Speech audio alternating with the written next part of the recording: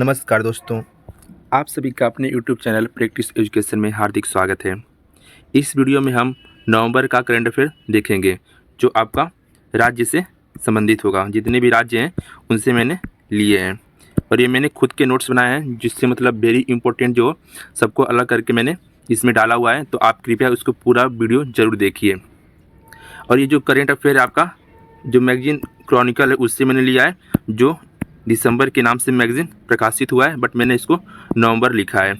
और इसमें जितनी जो घटनाएं हैं वो आपका 26 सितंबर से लेकर 25 अक्टूबर 2023 तक इसमें समाहित है। और ये विशेष आपका यूपीपीसीएस और आरओ के लिए मैंने इसको विशेष प्राथमिकता दिया है, तो आप लोग इसको कंप्लीट देखिएगा। और आप सभी को पता होगा कि यूपीपीसीएस और आरओ का डेट घोषित कर दिया गया है, तो आप लोग को दिसंबर तक अपने सिलेबस को कंप्लीट कर लीजिए, ताकि आपको 1-2 महीने जितने बचे टाइम तो आप उसमें अच्छे से रिवीजन कर पाएँ और अपने कमियों को दूर कर पाएँ। और मैंने पीसीएस मंत्रा और IAS के जितने टेस्ट सीरीज हैं आरओ के मैंने अपने चैनल पे प्लेलिस्ट बनाया है, और उसमें आप लोग जाकर उस वीडियो को ज़रूर देख लीजिए। आइए शुरू करते हैं। पहले देख लीजिए, ये सब मैंने अपने हाथों से लिखा हूँ और जो मस्ट आपके पेपर में आने की संभावना है। तो आइए शुरू करते हैं। पहला आपका राज्य है उत्तर प्रदेश। उत्तर प्रदेश इसमें दिया है कि गंगा डॉल्फिन जो है आपका उत्तर प्रदेश का जलीय जीव घोषित किया गया है। किसको? तो गंगा डॉल्फिन को। कब किया गया है? 6 अक्टूबर को गंगा डॉल्फिन को जलीय जीव घोषित किया गया है। किसके द्वारा? तो यूपी के मुख्यमंत्री आदित्यनाथ योगी के द्वारा। इसमें पॉइंट वाइज में लिखा हूँ, आप लोग बस ध्यान से सुनते रहिए और एक पेज और पेन लेकर उसमें नोट करते रहिए। यूपी में अनुमानित जो डॉल्फिन की आबादी है लगभग कितने? तो 2000 इसकी आबादी है। और इसका गंगा डॉल्फिन का वैज्ञानिक नाम पूछेगा तो क्या बताएंगे आप? प्लेटनिस्टा गैंगेटिका। ठीक, इसको ध्यान में रखिएगा, प्लेटनिस्टा गैंगेटिका। IUCN की रेड लिस्ट में संकटग्रस्त की श्रेणी में इसको रखा गया है। जो गंगा डॉल्फिन है इसको रेड लिस्ट की संकटग्रस्त की श्रेणी में इसको रखा गया है। 2009 में भारत सरकार ने राष्ट्रीय जलीय जीव के रूप में मान्यता दी थी। मतलब ये आपका राष्ट्रीय जलीय जीव भी 2009 को घोषित किया गया था। जो इनका शिकार है वो करना अपराध दंडनीय अपराध है। किसके तहत? तो वन्य जीव संरक्षण अधिनियम 1972 के तहत इनका शिकार करना क्या है? दंडनीय अपराध है। ठीक, नेक्स्ट देखते हैं कौन सी योजना है। मिशन शक्ति अभियान के चौथे चरण का शुभारंभ। जो मिशन शक्ति है जो आपका 2020 में आई थी, तो उसका कौन सा चरण था? तो चौथा चरण था। 14 अक्टूबर को सीएम के द्वारा क्या किया था? शुभारंभ किया गया था। इसका उद्देश्य जानते हैं। इसका उद्देश्य है प्रदेश में महिलाओं को सशक्त बनाना। क्या? प्रदेश में महिलाओं को सशक्त बनाना। और लक्ष्य क्या है? तो पहले चरण की सफलता को दोहराना और व्यापक खंड तक पहुंचना। ठीक, इन दोनों को ध्यान रखिएगा। उद्देश्य आपका क्या है? प्रदेश में महिलाओं को सशक्त बनाना, और इसका लक्ष्य क्या है? पहले चरण की सफलता को दोहराना और व्यापक खंड तक पहुंचना। अभी मैंने बताया कि मिशन शक्ति की शुरुआत जो है 2020 में महिलाओं की सुरक्षा और सम्मान की स्वावलंबन के लिए किया गया था। ठीक, यदि आपको वीडियो पसंद आए तो प्लीज़ इस चैनल को सब्सक्राइब कर लीजिए।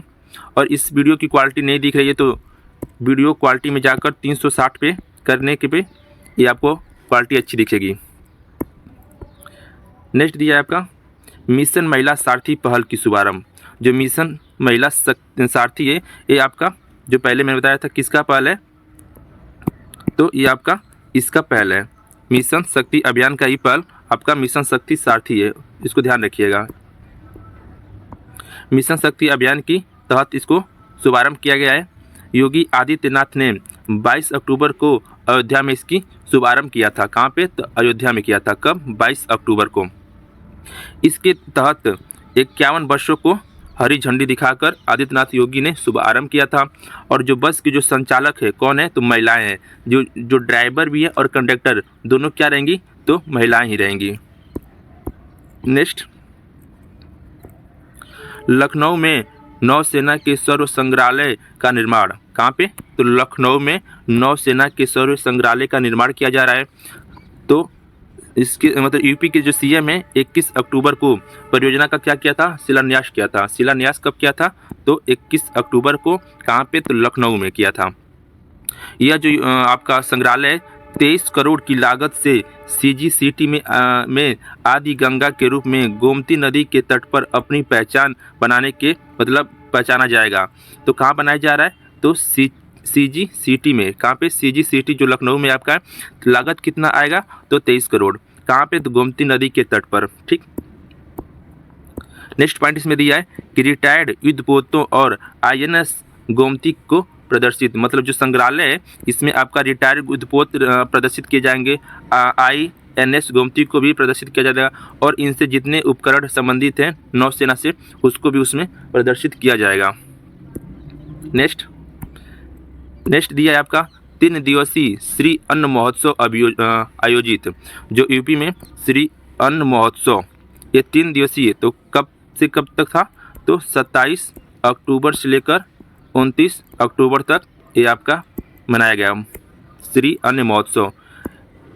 ये आपका क्या था? राज्य स्तरीय था। अब देखते हैं 27 अक्टूबर से लेकर 29 अक्टूबर राज्य स्तरीय ये महोत्सव था। बाजरा के उपयोग को बढ़ावा देने के लिए इसके सीएम ने आयोजित किया था। बाजरा उत्पादन से संबंधित अच्छे किसानों को सम्मानित भी किया गया। इस योजना के तहत जो बाजरा में अच्छे प्रदर्शन किसान किए थे उनको क्या किया गया? तो सम्मानित भी किया गया। नेक्स्ट, उत्तर प्रदेश श्रम शक्ति में महिला की भागीदारी 17.9% क्या हुई? तो बढ़ी है। ठीक, 17.9% बढ़ी है। इसको आप लोग ध्यान में रखिएगा। इसमें पहला पॉइंट दिया है कि आवधिक श्रम बाल सर्वेक्षण के रिपोर्ट के अनुसार 2017-18 में कितना था? तो 14.2। ठीक, 14.2 से बढ़कर 2022-23 में कितना किया हो गया? तो 32.10 ठीक प्रतिशत हो गया। तो 2017-18 में कितना था? जो 14.2 था और आपका 2022-23 में 32.16 हो गया। अरे 10 हो गया। और भारत मतलब पूरे भारत की बात करें तो कितना है? 39.80%। वही यूपी की बात करें तो 32.10 ठीक दर्ज किया गया महिलाओं की भागीदारी। अब देखते हैं जो बेटी बचाओ बेटी पढ़ाओ अभियान से यूपी की 1.90 करोड़ बेटियों में क्या हुआ? जागरूकता बढ़ी है। किस अभियान के तहत? तो बेटी बचाओ बेटी पढ़ाओ अभियान के तहत 1.9 करोड़। ठीक, और नीचे दिया है नेक्स्ट वाला कि मिशन शक्ति अभियान से 8.99 करोड़ ठीक महिलाओं को क्या हुआ है? तो इससे लाभ हुआ है। कितना? तो 8.99 करोड़। किसके? तो मिशन शक्ति अभियान के तहत। नेक्स्ट देखते हैं। नेक्स्ट दिया कि भदोही में अंतर्राष्ट्रीय कालीन मेले का आयोजन किया गया। जो भदोही में अंतर्राष्ट्रीय कालीन मेला, कौन सा? राष्ट्रीय नहीं, अंतर्राष्ट्रीय, इसको ध्यान रखिएगा। 9 अक्टूबर को 4 दिवसीय 45वें अंतर्राष्ट्रीय कालीन मेले का उद्घाटन किया। किसने? तो योगी आदित्य ने किया था। कहाँ पे? तो भदोही में। 400 करोड़ से अधिक व्यवसाय ने भाग लिया था। कितना? तो 400 करोड़। 70,000 करोड़ का कालीन उद्योग का क्या किया गया? निर्यात किया गया। कितना? तो 70,000 करोड़ का। और जो यूपी है, यूपी में 3 जिले जो हैं भदोही, मिर्जापुर, वाराणसी, इन तीनों को मिलाकर आपका केवल यूपी कितना किया था? तो 60% इसमें योगदान अपना दिया था। कौन से जिले हैं? भदोही, मिर्जापुर, वाराणसी। नेक्स्ट, जेवर हवाई अड्डा। जेवर हवाई अड्डा कहाँ पे है? तो ये आपका नोएडा में है। कहाँ पे? तो नोएडा में है। जेवर हवाई अड्डे के पास अत्याधुनिक मेडिटेक पार्क का विकास। ये जो आपका जो जेवर हवाई अड्डा है इसको आधुनिक क्या बनाया जा रहा है? तो मेडिटेक पार्क। ठीक, इसमें लागत कितनी आएगी? तो 350 एकड़ भूमि में विकास किया जा रहा है। कितना? 350 एकड़। 350 एकड़ भूमि के विकास किया जा रहा है। यह पार्क जो है देश के चिकित्सा उपकरणों के मामले में आत्मनिर्भर बनाएगा। क्या करेगा? तो देश को आत्मनिर्भर बनाएगा। भारत करीब 200 देशों को दवाओं का क्या करता है? निर्यात करता है। 200 देशों का निर्यात करता है। यूपी सरकार द्वारा ललितपुर में एक फार्मास्यूटिकल पार्क और पीलीभीत में एक बायोटेक पार्क का भी विकसित किया जा रहा है। ठीक, कहाँ पे? तो ललितपुर में आपका फार्मास्यूटिकल और पीलीभीत में क्या? Biotech park. इन दोनों को याद रखिएगा। और लास्ट दिया है, ये पॉइंट वाइज आपका है। इलेक्ट्रॉनिक्स एवं सूचना प्रौद्योगिकी मंत्रालय ने गोरखपुर में रोबोटिक प्रोसेस ऑटोमेशन लैब का उद्घाटन किया। कौन से मंत्रालय के तहत? तो इलेक्ट्रॉनिक्स एवं सूचना प्रौद्योगिकी मंत्रालय के तहत। कहाँ पे? तो गोरखपुर में। किसका? रोबोटिक प्रोसेस ऑटोमेशन लैब का। ठीक, नेक्स्ट, मुख्यमंत्री योगी आदित्यनाथ ने गोरखपुर में बृहद रोजगार मेले में लाभार्थियों को 500 करोड़ रुपए का क्या किया? ऋण वितरित किया। यूपी में 500 करोड़ रुपए का ऋण वितरित किया। किसके तहत? तो बृहद रोजगार मेला में जो लाभार्थी थे उनको। नेक्स्ट दिया है, उत्तर प्रदेश में प्रत्येक सप्ताह बुधवार के दिन दो महिला पुलिसकर्मियों की टीम जो होगी वो गांव और शहरों में जाकर महिला प्रधान योजना के विषय में क्या देंगी? जानकारी देंगी। ध्यान से सुनिए इसको। जो उत्तर प्रदेश में जो प्रत्येक सप्ताह किस दिन? तो बुधवार के दिन 2 पुलिसकर्मी जो महिलाएं होंगी उनकी जो टीम है वो गांव और शहरों में जाकर जितनी महिलाएं प्रधान योजना जो होती है उनकी क्या करेंगी? तो जानकारी देंगी। ठीक, नेक्स्ट, वाराणसी के महात्मा गांधी काशी विद्यापीठ द्वारा राष्ट्रीय सेवा योजना के अंतर्गत खादी महोत्सव के अवसर पर एक स्लोगन प्रतियोगिता आयोजन की गई थी। कहाँ पे? तो वाराणसी में महात्मा गांधी काशी विद्यापीठ द्वारा, जिसका नाम था खादी महोत्सव। अब देखते हैं उत्तराखंड। इसमें Uttarakhand the Beatles and Ganga festival 2023। एक मिनट थोड़ा से बड़ा कर लेते हैं। The Beatles and Ganga festival 2023। Uttarakhand के मुख्यमंत्री पुष्कर सिंह धामी, कौन है यहाँ के मुख्यमंत्री? तो पुष्कर सिंह धामी ने 3 दिवसीय यानी 27 से लेकर 29 अक्टूबर तक ऋषिकेश में स्थित स्वर्ग आश्रम क्षेत्र यमकेश्वर पौड़ी में आयोजित किया गया था the Beatles and Ganga festival. ठीक, ये आपका जो उत्तराखंड के जो मुख्यमंत्री पुष्कर सिंह धामी है, ये आपकी 3 दिवसीय कार्यक्रम था फेस्टिवल। और कहाँ पे? तो ऋषिकेश के स्वर्ग आश्रम यमकेश्वर पौड़ी। इसको ध्यान रखिएगा, यमकेश्वर कहाँ पे पूछ देगा? तो आप बोलेंगे ऋषिकेश के उत्तराखंड में है। ठीक, इसका उद्देश्य क्या था? तो बीटल्स आश्रम को राष्ट्रीय और अंतर्राष्ट्रीय पटल पर एक अपनी पहचान ठीक दिलाना था। नेक्स्ट, उत्तराखंड में रोजगार प्रयाग पोर्टल लॉन्च किया गया था। तो यहाँ के पुष्कर सिंह धामी ने जो सीएम है वो देहरादून में इसकी शुभ आरंभ किया था। राज्य के युवाओं को रोजगार के अवसर प्रदान करने के लिए इस पोर्टल को लॉन्च किया गया। युवा उत्तराखंड ऐप लॉन्च किया गया। इसके तहत क्या किया गया? युवा उत्तराखंड ऐप लॉन्च किया गया। इसके माध्यम के मतलब जो युवा उत्तराखंड ऐप है, इसके माध्यम से भरे जाने वाले पदों की जानकारी और आवेदन करने की प्रक्रिया सरल होगी। किसके माध्यम से? तो युवा उत्तराखंड ऐप। उत्तरकाशी जिला जो आपका उत्तराखंड में, उत्तरकाशी जिले में काले गेहूं की खेती टुंडा ब्लॉक के गेंगवा गांव में काले गेहूं की बीज किसानों को वितरित किए। कुछ चुनिंदे हिस्सों में खेती होगी। मतलब जो काले गेहूं की खेती है, एक उत्तरकाशी में टुंडा ब्लॉक पड़ता है और गेंगवा गांव, वहां पे काले गेहूं के बीज को कुछ किसानों को वितरित किया गया और कुछ ही चुनिंदे हिस्सों पर इसकी खेती अभी होगी। इसके लिए दोमट मिट्टी सबसे अच्छी मानी गई। कौन सी मिट्टी? तो दोमट मिट्टी। खेती का इसका सही समय क्या है? तो नवंबर माना गया है। नवंबर से इसका शुरुआत किया जाएगा। काले गेहूं में जो पोषक तत्व है कौन कौन से है? तो फास्फोरस, जो फास्फोरस जो होता है नए उत्तकों के निर्माण में सहायक होता है, और इसमें प्रोटीन, मैग्नीशियम, आयरन, ये सभी आपके काले गेहूं में पोषक तत्व होंगे। और मैं बता दूं जो उस काले गेहूं की खेती जो होगी 150 दिनों में होगी। नेक्स्ट दिया है आपका सृष्टि लेखरा को फिल्म एक था गांव के लिए राष्ट्रीय फिल्म पुरस्कार से सम्मानित किया गया। किसको? तो सृष्टि लेखरा कौन सी फिल्म थी? तो एक था गांव के लिए राष्ट्रीय फिल्म पुरस्कार से सम्मानित किया गया। राष्ट्रपति द्रौपदी मुर्मू ने 69वें राष्ट्रीय फिल्म पुरस्कार वितरण समारोह में बेस्ट नॉन फीचर फिल्म की कैटेगरी में राष्ट्रीय फिल्म पुरस्कार से सम्मानित किया गया। ठीक, best non feature film category, इसको याद रखिएगा, बेस्ट नॉन फीचर।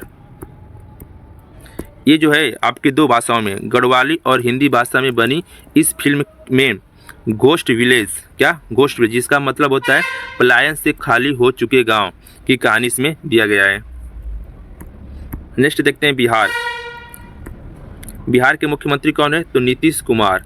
और राज्यपाल वहाँ के कौन है? तो राजेंद्र अरलेकर हैं। आप सभी को पता होगा कि हाल ही में बिहार जातिगत जनगणना हुई। कब हुई थी? तो 2 अक्टूबर 2023 को अपनी जाति सर्वेक्षण रिपोर्ट जारी की। यह जो है 2 चरणों में आयोजित किया गया था। पहला जो चरण था आपका 7 जनवरी 2023 को हुआ था। जो पहला चरण है 7 जनवरी 2023 को। इस रिपोर्ट में अन्य पिछड़ा जो वर्ग है ओबीसी, उसकी आबादी कितनी है? तो 27.1286%। कितना? तो 27.1286%। ठीक। और अत्यंत पिछड़ा वर्ग मतलब ईबीसी, इसकी आबादी कितना है? तो 36.0148%। ये जितने आपके डाटा है इसको ध्यान में रखिएगा। ओबीसी से कितना है? 27.1286 और ईबीसी का 36.014% और अनुसूचित जाति के 19.651% और अनुसूचित जनजाति की आबादी 1.6824% और सामान्य जाति की जो जनरल कास्ट के होते हैं, सामान्य जाति की आबादी आपका 15.5224%। ठीक, इसको आप लोग नोट कर लीजिए, ये आपके एग्जाम में यहाँ से क्वेश्चन जरूर बनेंगे। नेक्स्ट दिया आपका बरैनी रिफाइनरी को सर्वश्रेष्ठ रिफाइनरी का पुरस्कार मिला। किसको? तो बरैनी रिफाइनरी को, ये आपका बिहार में ही है। तो केंद्रीय पेट्रोलियम मंत्री हरदीप सिंह पुरी कौन है? तो हरदीप सिंह पुरी ने 26वें ऊर्जा प्रौद्योगिकी बैठक में यह पुरस्कार दी। केंद्रीय पेट्रोलियम मंत्री हरदीप सिंह के द्वारा बरैनी रिफाइनरी को क्या किया गया? तो यह पुरस्कार दिया गया। प्रति वर्ष 9 मिलियन मीट्रिक टन उत्पादन करने की इसकी क्षमता है। कितना? 9 मिलियन मैट्रिक टन। किसकी? तो बरैनी रिफाइनरी की। बरैनी रिफाइनरी ने कार्बन उत्सर्जन तीव्रता, भाप की खपत, विशिष्ट जल खपत और अन्य विभिन्न मानकों पर बेहतरीन प्रदर्शन किया है। इसके लिए इसको बरैनी रिफाइनरी का सर्वश्रेष्ठ पुरस्कार मिला है। बिहार में पहली बार ट्रेवल एंड टूरिज्म फेयर का आयोजन भी किया गया, जो पटना में किया गया था। कहाँ पे? पटना में। यह आपका 2 दिवसीय था। कब से? तो 7 अक्टूबर से लेकर 8 अक्टूबर तक इसकी शुरुआत हुई थी। इसका उद्देश्य क्या था? तो राज्य में पर्यटन और अन्य संबंधित क्षेत्रों को बढ़ावा देने के लिए। ठीक।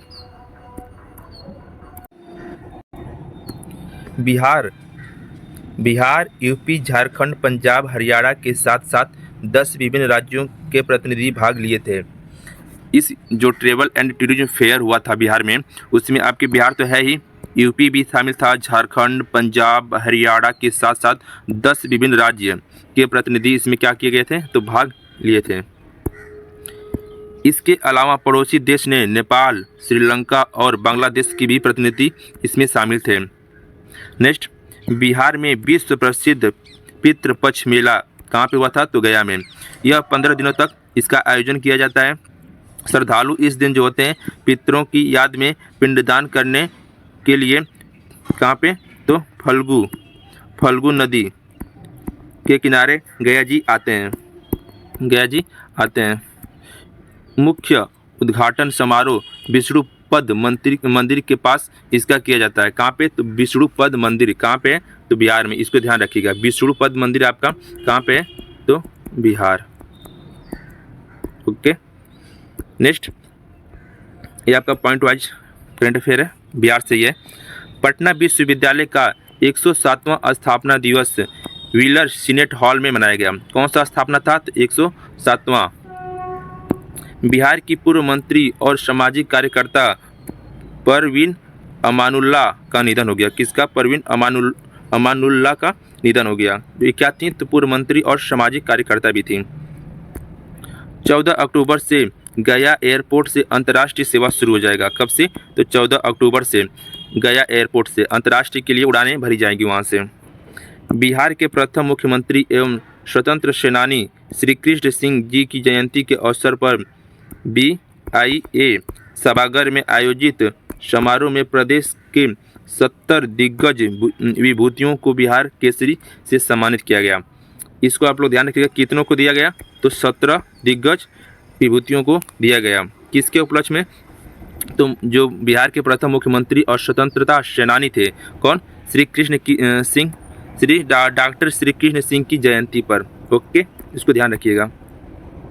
नेक्स्ट है आपका कि राष्ट्रपति श्रीमती द्रौपदी मुर्मू ने पटना में बिहार के चौथे कृषि रोड मैप का शुभारंभ किया। किसका? तो चौथे कृषि रोड मैप का शुभारंभ किया। किसने? तो राष्ट्रपति ने किया था। अब देखते हैं झारखंड का करंट अफेयर। झारखंड, वहाँ के CM कौन है? तो हेमंत सोरेन। कौन है? हेमंत जी हैं। वहाँ के राज्यपाल CP राधाकृष्ण जी हैं। इनका जो पहला है, सरकारी स्कूल के छात्रों के लिए लर्निंग ऐप जी गुरुजी। कौन? तो जी गुरुजी लॉन्च किया। ठीक, जी गुरुजी लॉन्च किया। इसके जरिए बच्चों को पढ़ाई से संबंधित हर तरह के प्रश्न को क्या किया जाएगा? तो यहाँ पे हल मिलेगा। ऐप के कक्षा 1 से 12वीं तक सभी बुक इसमें उपलब्ध रहेंगे और इसमें NCERT के भी बुक उपलब्ध रहेंगे। यह जो आपकी जो शिक्षा और साक्षरता विभाग होती है, इसके तहत तैयार किया गया था। किसके? तो शिक्षा और साक्षरता विभाग के तहत इसको लॉन्च किया गया है। जी गुरुजी। ठीक, झारखंड में ए हेल्प कार्यक्रम का शुभारंभ। किसका? तो ए हेल्प कार्यक्रम का शुभारंभ भारत सरकार के पशुपालन और डेयरी विभाग ने इसको शुभारंभ किया है। ए हेल्प कार्यक्रम कौन किया है? तो भारत सरकार के पशुपालन और डेयरी विभाग ने इसकी शुभारंभ किया है। ए हेल्प प्रोग्राम का उद्देश्य जो है महिलाओं को मान्यता प्राप्त एजेंट के रूप में शामिल करके सशक्त बनाना। क्या है? तो महिलाओं को मान्यता प्राप्त करके एजेंट के रूप में शामिल करना और उनको सशक्त बनाना होता है। नेक्स्ट जो है, ये एजेंट रोग नियंत्रण, पशु टैगिंग और पशुधन बीमा में महत्वपूर्ण योगदान देती हैं। ए हेल्प पहल बिहार, गुजरात, जम्मू कश्मीर, कर्नाटक, मध्य प्रदेश, उत्तराखंड सहित विभिन्न राज्यों में पहले ही शुरू हो चुकी है। मतलब जो ए हेल्प पहल है वो बिहार में तो हुआ है मतलब जल्दी, लेकिन इसके पहले गुजरात में हो चुका है, जम्मू कश्मीर में भी, कर्नाटक, मध्य प्रदेश और उत्तराखंड, इन सभी राज्यों में पहले ही ए हेल्प योजना की शुरुआत कर दी गई है। नेक्स्ट जो है, वरिष्ठ पत्रकार राजीव पांडे को मिली कौन सी? तो लाडली मीडिया अवार्ड। ये आपका रांची की मीडिया है, इससे संबंधित रखते हैं। कौन दिया है? तो पॉपुलेशन फास्ट संस्था जो होती है वो दी है लाडली मीडिया अवार्ड। किसको? तो राजीव पांडे को। नेक्स्ट देखते हैं मध्य प्रदेश। मध्य प्रदेश के CM कौन है? तो शिवराज सिंह चौहान है। वहाँ के राज्यपाल कौन है? तो मूंग भाई छगन भाई पटेल वहाँ के राज्यपाल हैं और CM आपके शिवराज सिंह चौहान। तो आइए देखते हैं मध्य प्रदेश में मुरैना हॉर्टिकल्चर कॉलेज का शिलान्यास। ठीक, मुरैना हॉर्टिकल्चर वहाँ पे शिलान्यास किया गया है। ये किसके तहत हुआ है? तो केंद्रीय कृषि और किसान कल्याण मंत्री नरेंद्र सिंह तोमर ने रानी लक्ष्मीबाई के केंद्रीय कृषि विश्वविद्यालय झांसी के अंतर्गत मुरैना जिले में किया गया है। तो इसको ध्यान रखिएगा, कौन किया है? तो केंद्रीय कृषि और किसान कल्याण मंत्री जो है नरेंद्र सिंह तोमर। कहाँ पे? तो रानी लक्ष्मीबाई केंद्रीय कृषि विश्वविद्यालय झांसी के अंतर्गत किया गया है। यह जो है 160 करोड़ रुपए की लागत से बनाई जा रही है। ये जो है केंद्र सरकार इसका जो लागत होगी वो देगी 160 करोड़। स्नातक शिक्षा के साथ साथ कृषि संबंधित प्रशिक्षण और समस्याओं का इसमें निराकरण किया जाएगा। इस कॉलेज से चंबल ग्वालियर क्षेत्र सहित एमपी के साथ यूपी राजस्थान के कई जिले भी इससे क्या होंगे? लाभान्वित होंगे। नेक्स्ट दिया है कि चलित दीनदयाल रसोई केंद्र। कौन सी? तो चलित दीनदयाल केंद्रीय रसोई केंद्र। भोपाल के स्मार्ट पार्क से चलित दीनदयाल रसोई केंद्र को झंडी दिखाकर रवाना किया। किसने? तो वहाँ के सीएम जो है भोपाल के स्मार्ट पार्क से। कहाँ से? तो भोपाल के स्मार्ट पार्क से इसको हरी झंडी दिखाई है। 10 लाख से अधिक जनसंख्या वाले नगर निगम जैसे इंदौर, भोपाल, जबलपुर और ग्वालियर में प्रारंभ किया गया है। वर्तमान में अभी प्रदेश में 166 स्थानों पर दीनदयाल रसोई केंद्र क्या किया गया है? तो प्रारंभ कर दिया गया है। राष्ट्रीय किशोर कुमार और राष्ट्रीय लता मंगेशकर सम्मान, इन दोनों पुरस्कार को किसको मिला है? तो राष्ट्रीय किशोर कुमार जो है ये पुरस्कार आपका धर्मेंद्र को मिला है, और राष्ट्रीय लता मंगेशकर जो पुरस्कार है तो उत्तम सिंह को मिला है। और जो इन दोनों की राशि जो होती है कितना होती है? तो 5 लाख होती है। पहले इसका 2.5 लाख था, इसको दोगुना बढ़ाकर 5 लाख कर दिया गया है। छत्तीसगढ़ के मुख्यमंत्री कौन है? भूपेश बघेल हैं। कौन? भूपेश बघेल छत्तीसगढ़ के मुख्यमंत्री हैं। और राज्यपाल कौन है? तो विश्वभूषण हरिश्चंद्र हैं। नेक्स्ट, बेगा जनजाति समूह को पर्यावास अधिकार PVTG के तहत कमर समुदाय के बाद, कौन सी समुदाय? कमर समुदाय के बाद अब बेगा समुदाय आवास अधिकार प्राप्त करने वाला दूसरा राज्य बन गया। ठीक, कौन? तो बेगा समुदाय। बेगा जो है मध्य प्रदेश में स्थित एक जाति समूह है। यह जनजाति उत्तर प्रदेश, छत्तीसगढ़, झारखंड में भी निवास करती है। ये अधिकार PVTG को उनके पारंपरिक आवासों, उनकी सामाजिक सांस्कृतिक प्रथाओं, आजीविकों और जैव विविधता के ज्ञान को संरक्षित करने का अधिकार प्रदान करती है। कौन? तो PVTG के तहत। अनुसूचित जनजाति और अन्य पारंपरिक वन्य निवासी अधिनियम 2006, इसको याद रखिएगा, ये पूछ देगा मैचिंग करने में कि अनुसूचित जनजाति और अन्य पारंपरिक वन्य निवासी अधिनियम कब आई थी? तो 2006 में। छत्तीसगढ़ कुक्कुट पालन प्रोत्साहन योजना, छत्तीसगढ़ पशुधन विकास विभाग मंत्रालय के द्वारा इस योजना की शुरुआत की गई थी। छत्तीसगढ़ पशुधन विकास विभाग मंत्रालय के द्वारा, इसको नोट कर लीजिए।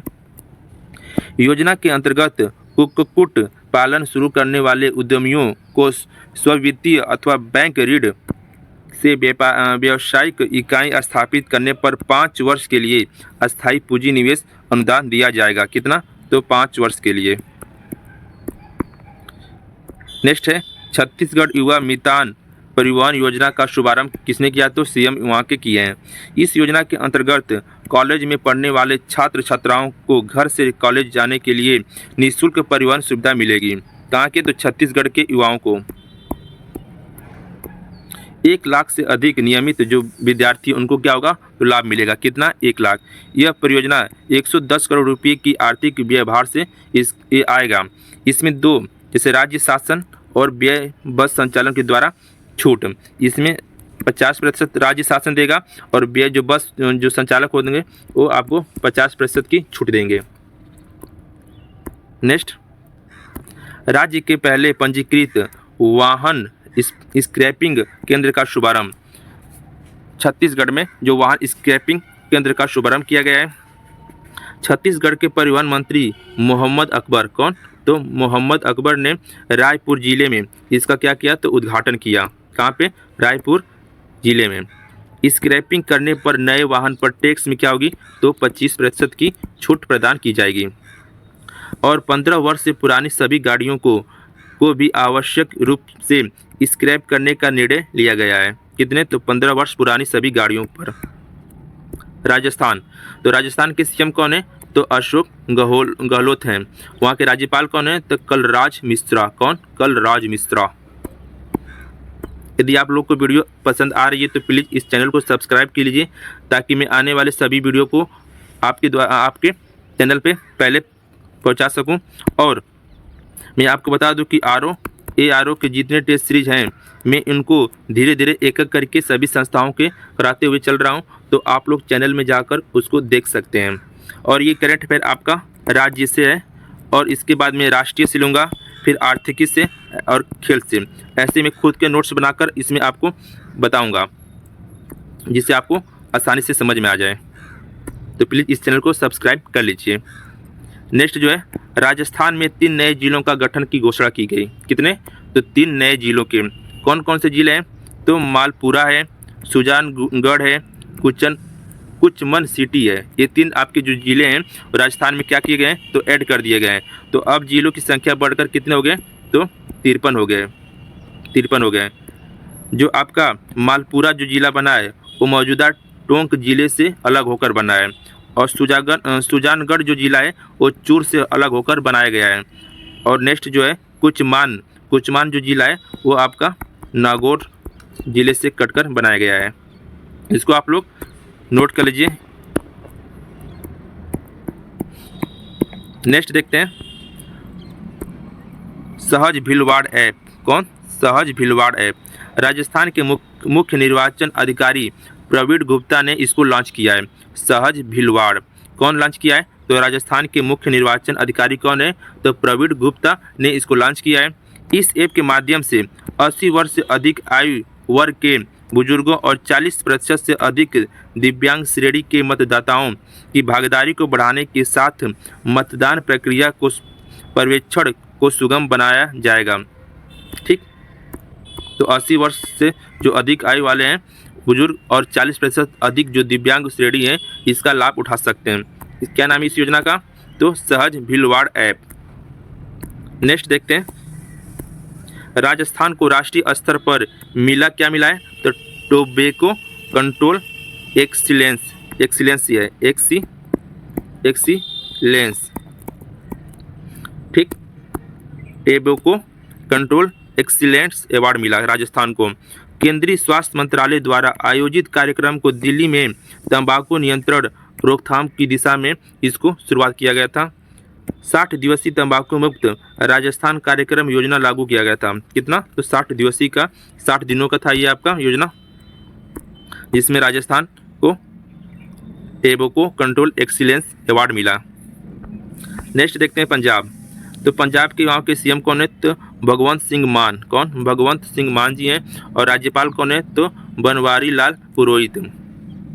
पंजाब में एक पूजा 44 धान किस्म की खेती पर क्या किया गया है, तो प्रतिबंध लगाया गया है। कौन सा, पूजा 44 पर मुख्यमंत्री जी ने यह घोषणा किया। किसने, तो मुख्यमंत्री जो है भगवंत सिंह मान ने जो है इस पर प्रतिबंध लगाया है। पंजाब में गिरते भूजल स्तर और पराली जलाने से बढ़ने प्रदूषण के कारण राज्य सरकार ने इस पर प्रतिबंध लगाया।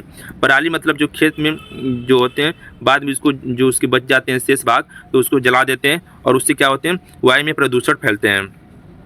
पूसा 44 धान को पकने में 152 दिन लगते हैं, और सामान्य जो धान होते हैं उनको 120 दिन भी लगते हैं, इसलिए भी इसको रोक दिया गया। हरियाणा के सीएम कौन है, तो मनोहर लाल जी हैं। वहाँ के राज्यपाल कौन है, बंडारू दत्तात्रेय हैं। आयुष्मान भारत चिरायु हरियाणा यहाँ पे होगा, हरियाणा। आयुष्मान भारत चिरायु हरियाणा योजना में महेंद्रगढ़ जिला पहले स्थान पे। कौन, तो महेंद्रगढ़ जिला जो है आपका पहले स्थान पर है। प्रदेश में 1.80 लाख से 3 लाख रुपये तक की वार्षिक आय वाले परिवारों को इस योजना का लाभ मिलेगा। कितना? तो 1,80,000 से 3 लाख रुपये के जितने वार्षिक आय वाले परिवार हैं इसका लाभ उठा सकते हैं। इसके तहत सरकारी अथवा पैनल के निजी अस्पतालों में 5 लाख रुपये तक की मुफ्त इलाज मिलेगा। कितना? 5 लाख रुपये का मुफ्त इलाज मिलेगा। इस योजना का नाम है आयुष्मान भारत चिरायु हरियाणा योजना। नागरिक को स्वास्थ्य सेवाएं देने में पहला प्रथम स्थान इसको मिला है। नेक्स्ट जो है, हरियाणा सरकार ने क्षेत्र में जल आपूर्ति में सुधार के अपने प्रयासों के तहत 4 जिलों कौन कौन है? तो कैथल, सिरसा, रोहतक, जींद में ग्रामीण संवर्धन के तहत 113 करोड़ रुपये से अधिक के 10 नए कार्यों की मंजूरी दी है हरियाणा सरकार ने जल आपूर्ति सुधार में। ठीक, 4 जिलों को। अब देखते हैं दिल्ली। ग्रीन वार रूम कार्यक्रम, जो ग्रीन वार रूम है वो दिल्ली सरकार ने इसकी शुरुआत की थी। कब? 2020 में की थी। 2020 में दिल्ली सरकार ने वायु प्रदूषण के खिलाफ लड़ाई में एक महत्वपूर्ण कदम उठाया। ग्रीन वार रूम की शुरुआत जो हुई थी आपका 2020 में की गई थी। इसके तहत ग्रीन दिल्ली ऐप को भी लॉन्च किया गया था। किस ऐप को? तो ग्रीन दिल्ली ऐप भी लॉन्च किया गया था। यह 28 सरकारी विभागों को जोड़ता है और नागरिकों को ग्रीन दिल्ली ऐप के माध्यम से प्रदूषण से संबंधित शिकायतों की रिपोर्ट करने की अनुमति भी देती है। दिल्ली सरकार ने वायु प्रदूषण को कम करने के लिए 15 सूत्री कार्यक्रम की योजना भी शुरू किया था। कितना? तो 15 सूत्री कार्यक्रम की। नेक्स्ट, असम के मुख्यमंत्री कौन है? तो हिमंत बिस्वा शर्मा। वहाँ के राज्यपाल कौन है? तो गुलाब चंद कटारिया जी हैं। इसमें जो पहला है हाई स्पीड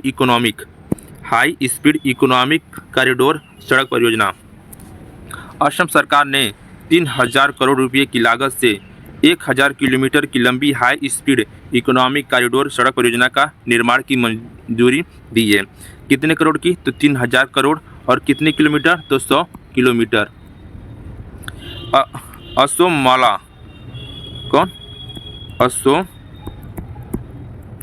माला परियोजना के तहत इसका योजना आएगा। असोम माला परियोजना के तहत इस योजना का शुरुआत किया जाएगा।